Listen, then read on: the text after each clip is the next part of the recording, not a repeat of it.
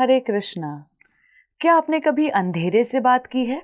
वो गहरा मौन अंधेरा जो केवल बाहर नहीं हमारे भीतर भी छिपा होता है, जहां शोर है, बेचैनी है, बहुत सारे सवाल हैं।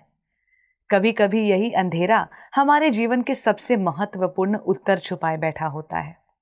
हर साल जब नवरात्रि आती है तब हम अपने घरों में दिए जलाते हैं, सजावट करते हैं, ढोल नगाड़ों के साथ देवी माँ की आरती करते हैं। लेकिन क्या कभी उस अंधेरे को देखा है जो हमारे ही भीतर पनप रहा है? वो थकान, वो उलझन, वो असंतोष जो हर दिन हमें भगवान से, अपने सत्य से दूर करता है। नवरात्रि वास्तव में उसी भीतर के अंधकार से टकराने की 9 रातें हैं। ये एक बाहरी उत्सव होने के साथ एक आंतरिक युद्ध है। नवरात्रि केवल कैलेंडर की 9 दिन नहीं है।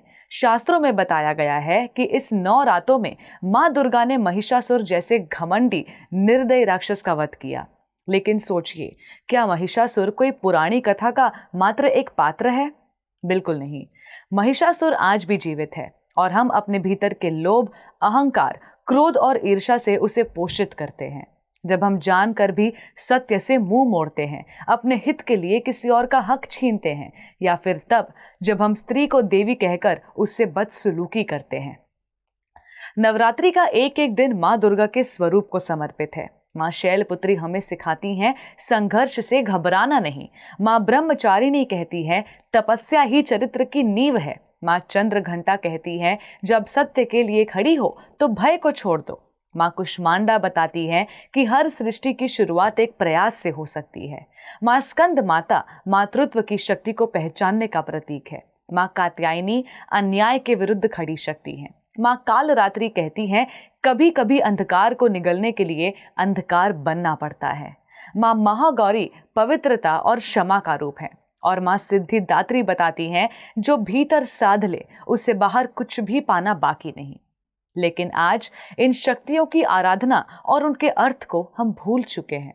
हम पूजा करते हैं, व्रत रखते हैं, भजन गाते हैं, लेकिन क्या हम वास्तव में साधना करते हैं?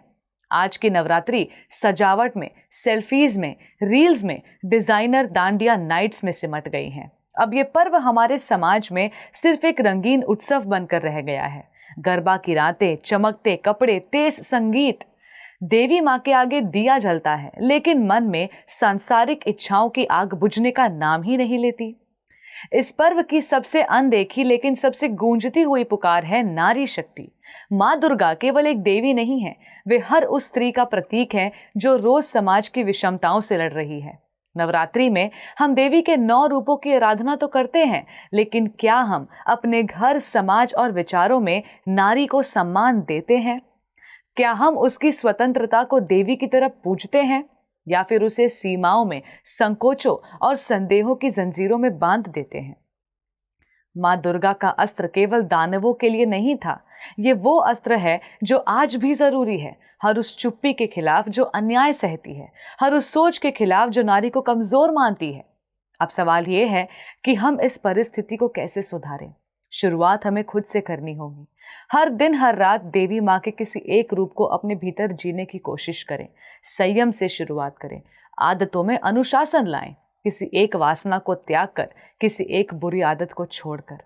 माँ केवल मंदिरों में नहीं रहती, वो वहां होती हैं जहां मन सच्चा हो, जहां कर्म निष्कलंक हो, जहां नीयत पवित्र हो। और अंत में ये मत सोचिए कि हम देवी माँ से क्या मांगे, बल्कि ये सोचिए कि माँ हमसे क्या चाहती है। माँ चाहती हैं हम उनके गुणों को अपने जीवन में उतारें। हम राक्षसों से डरे नहीं, बल्कि उनसे लड़ें। हम नारी को केवल देवी कहकर छोड़े न, बल्कि हर दिन देवी जैसा स्थान दें। हम भीतर की गंदगी को साफ कर एक सच्चे साधक और अच्छा व्यक्ति बने। हरे कृष्ण टीवी की ओर से आप सभी दर्शकों को नवरात्रि की हार्दिक शुभकामनाएं। धन्यवाद। हरे कृष्णा। ऐसे ही और भक्तिमय कार्यक्रमों के लिए देखिए हरे कृष्णा टेलीविजन, और इसे प्राप्त करने के लिए आप अपने केबल अथवा DTH ऑपरेटर से संपर्क करें तथा और अधिक जानकारी के लिए आज ही डायल करें 7666 839 839।